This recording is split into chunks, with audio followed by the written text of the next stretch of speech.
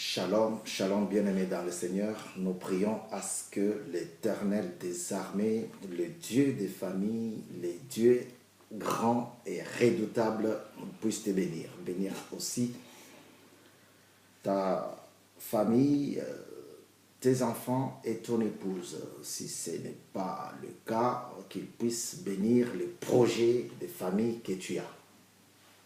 Aujourd'hui, nous sommes à la 10e enseignement. 10e leçon. Pour la gloire du Seigneur. L'Éternel est grand et redoutable. Vous êtes sur Mukulu TV dans votre émission Le parfum de bonne odeur pour Jésus. Faites votre abonnement. Dieu sera élevé. L'Éternel des armées sera encore glorifié. Ensemble, nous allons l'adorer. Aujourd'hui, nous sommes à la 10e leçon. Nous continuons notre série d'enseignements, d'exhortation sur les 14 paroles de promesses. Qu'est-ce que Dieu t'a dit? Qu'est-ce que l'Éternel te communique? Qu'est-ce que tu as entendu de la part du Seigneur? Aujourd'hui, Dieu te dit, lève-toi. Alléluia. Dieu te dit, lève-toi. La personne qui est déjà debout ne peut plus se lever, puisqu'elle est déjà debout, la personne. Mais celle qui tombe peut se relever par la puissance du Saint-Esprit. Après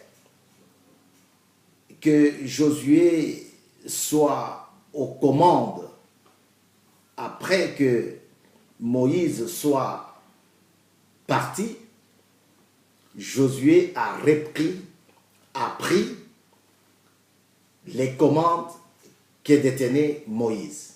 Et cela a fait 25 ans. Alléluia. Dieu s'est manifesté à lui.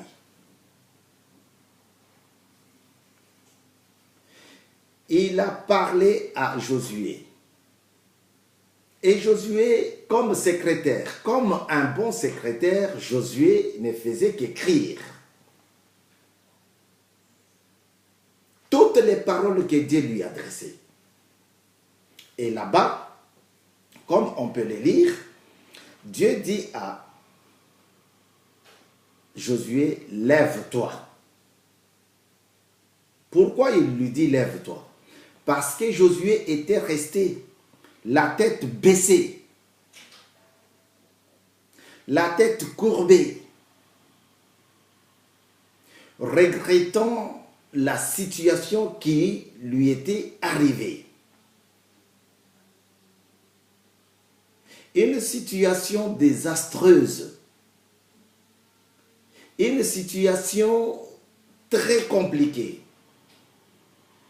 Le peuple de Dieu, le peuple du grand Dieu, les dieux de miracles, les dieux qui venaient défendre les eaux rouges, la mer rouge, ce peuple-là s'est vu battu par un petit peuple haï.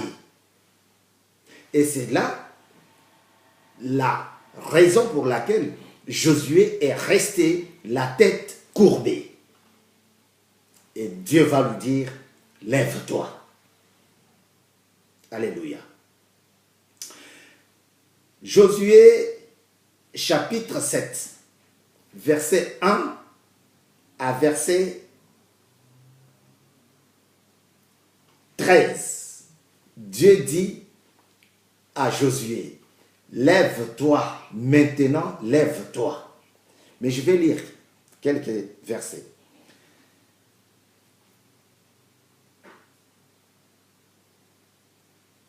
Les Cananéens, je lis au chapitre 7, Josué chapitre 7, verset 9. Je lis au nom du Seigneur.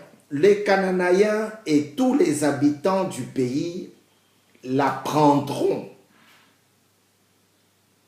Ils nous envelopperont et ils feront disparaître notre nom de la terre. Et que feras-tu pour ton nom grand? Et Dieu lui dit, l'Éternel dit à Josué, lève-toi. Pourquoi restes-tu ainsi couché sur ton visage?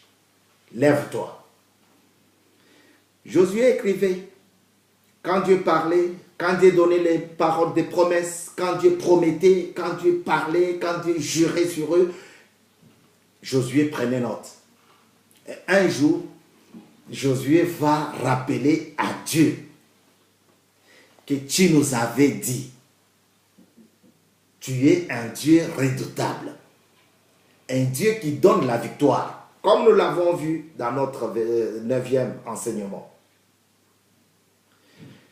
Tu as dit que tu seras avec nous.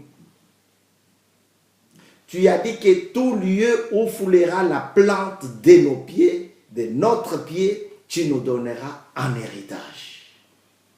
Mais l'Éternel, maintenant que nous sommes battus par ce petit peuple, qu'est-ce que toi, Éternel, tu feras de ton nom grand? Josué n'est plus là. Mais c'est peut-être toi qui rappelle à Dieu. Tu m'avais dit que tu ne vas pas m'abandonner. Tu m'avais dit que tu es le Dieu des familles. Tu m'avais dit que tu es l'Éternel des armées. Maintenant que je suis vaincu, qu'est-ce que tu feras de ton nom? Et Dieu te dit, lève-toi. Alléluia. L'alliance que Dieu avait conclue avec le peuple, son peuple, c'était une alliance qui ne pouvait pas faillir. Mais lorsqu'on combattait, lorsque Israël ne remportait pas, il était question que les leaders reviennent voir le peuple, le maître, le Dieu qui avait contracté une alliance avec eux. Dans les livres que Josué a fini Deutéronome, Moïse l'avait déjà commencé et Josué a fini. Alléluia. Moïse avait déjà commencé et l'Éternel a pris Moïse et Josué a fini les livres. Josué va parler au peuple selon les directives données par Dieu. Un jour, Dieu va encore le rappeler. Dans Deutéronome 4, verset 23, Dieu dit, mais tu peux lire tous les chapitres, veillez bien à ne pas oublier l'alliance que l'Éternel, votre Dieu, a conclu avec vous, et à ne vous faire des sculptures sacrées, des représentations quelconques.